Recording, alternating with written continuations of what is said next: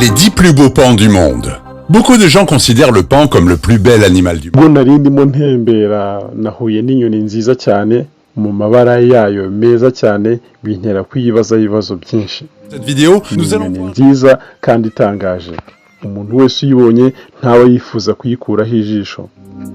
Imbaga nyamwinshi zemeza ko ariyo nyoni y'inyaryenge kurusha izindi ku isi. Mu mababa yayo ashashagirana y'uruvange aryoheye ijisho. Imihore yayo yuzuye intungamubiri ku wayiriye. Iyi ikaba iyo mu bwoko bw'inkware, dendo n'inkanga. Ni inyoni ifite umwihariko mu kureshya mugenzi wayo w'ingore. Ni inyoni z'ubwenge kandi zikari nziza cyane gusumba izindi. Ni inyoni ikunze kuboneka muri Congo, mu Buhinde, Burmanie ndetse na Sri Lanka. PAON cyangwa PEAFOWL. Iyi ngore yitwa PAON naho iyi ngabo ikitwa PEAFOWL. Mu kumenya byinshi birambuye mu buzima n'imibereho by'inyoni twifashishije ibinyamakuru bitatu bitandukanye. Harimo icyitwa Britannica Online Encyclopedia, The Fauna of British India, ndetse twifashishije n'inyandiko z'igitabo cyitwa BirdLife International cyo muri 2016.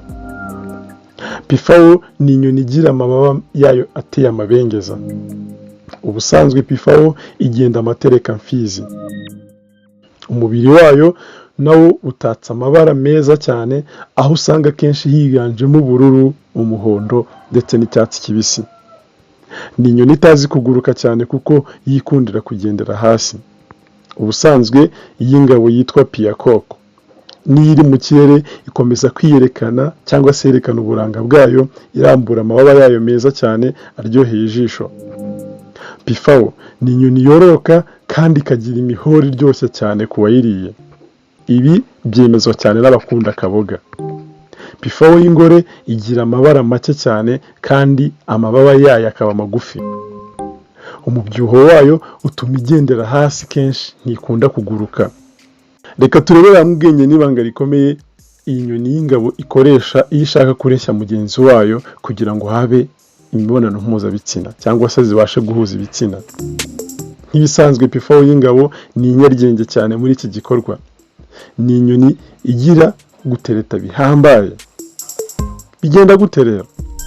PEAFOWL y'ingabo iyo ishaka gutera akabariro irambura amababa yayo ivangamo no kwizenguruka mu buryo bwo kwiyerekana.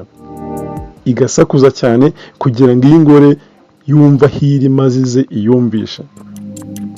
Ingore zikoresheje amasunzu yazo. Dore ko amasunzu yazo ameze nk'amantene ya radio mu buryo bwo gukoresha ihuzanzira z'amajwi mu kumva amajwi atandukanye. Amasunzu atuma PEAFOWL z'ingore zumva neza cyane icyo PEAFOWL z'ingabo zikeneye. Ingabo nayo muri ya mareshya mugeni igakomeza gukubita amababa imeze nk'icuranga gitari. PAON z'ingore zikunda akabariro cyane. Ibi ubibwirwa nuko nyuma y'agasaku aho ingore ziri hafi zose ziza ari uruhuri zitoye umurongo boshye ubukwe. Igitangaje nuko iyo hari ingabo yindi nubwo yaba itateye urusaku ikora imirwano n'iyateye urusaku mpaka kugeza gupfa. Ibi byerekana ko n'ingabo nazo zikunda gutera akabariro cyane. PAON ni inyoni zikiteye neza cyane. Ni inyoni zikwiyerekana cyane ku buryo ihimbara igacinya umugara nk'intore. PAON igira amareshya mugeni cyane, ikibonekeza cyane, igakunda kugenda iguyaguya. Mu busanzwe ikoresha ibisa nk'amaso aturumbuye ari ku mababa yayo kugira ngo ikange izindi nyamaswa n'intare cyangwa se n'izindi nyamaswa zikaze. Usanga irambura amababa yayo, hanyuma ibintu bimeze nk'amaso aturumbuye bishushanyije ku mababa yayo ikabikangisha izindi nyamaswa. PEAFOWL cyangwa PAON y'ingabo mu bihugu bifite imyemerere iganisha kuri Buddha bayifata nk'aho igaragaza ubuhanga. Ni inyoni y'ubuhanga. Mu bihugu bitandukanye harimo n'Ubuhinde, amababa yayo meza atagira uko asa akoreshwa mu mico itandukanye ndetse no mu mitako itandukanye.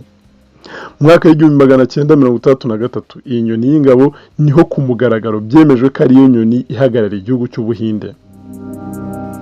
Mu nkundire ducumbikira aha ariko tubararikire gukurikirana igice cya kabiri kijyanye n'iyi nyoni n'amateka. Bakunze kumva official rero reka ducumbikira aha. dushimire kandi subscribe, like, comment, share. Dushimire udahwema kudukurikira no kudutera inkunga. Ku gitekerezo cyangwa inyunganizi waduhamagara kuri 07292031 cyangwa se mu bihugu byo hanze ugakanda akamenyetso ko guteranya 250 7292031. Dushimire udukurikira mu Rwanda, mu ntara y'Amajyepfo, Amajyaruguru, Iburasirazuba, Irengero bwaryo. Dushimire udukurikira uri mu bihugu by'abaturanyi. Dushimire udukurikira uri mu gihugu cy'Ubuhinde, Pakistan. Dushimire udukurikira uri i Burayi no muri Aziya yose muri rusange. Dushimire udukurikira muri Leta Zunze Ubumwe za Amerika. Ni inkunga ikomeye yukoze like, comment, share, ugakanda subscribe n'ako kantu kameze nk'inzogera kugira ngo mu gihe cyose dushyize igitekerezo cyacu, documentary yacu bijye bita bikugeraho. Hasta la vista.